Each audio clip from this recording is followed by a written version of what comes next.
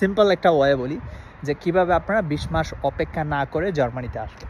So এই মুহূর্তে বাংলাদেশ থেকে ইউরোপিয়ান সেনজেনভুক্ত কান্ট্রি বা সেনজেনভুক্ত না হলেও ইউরোপের অনেক কান্ট্রিতেই খুব সহজেই কিন্তু ভিসা হচ্ছে, যেমন Hungary, Bulgaria, Romania, Croatia, Poland, এইসব দেশে কিন্তু আইএলটিএস ছাড়া অথবা আইএলটিএস সহ খুব সহজেই ভিসা হয়।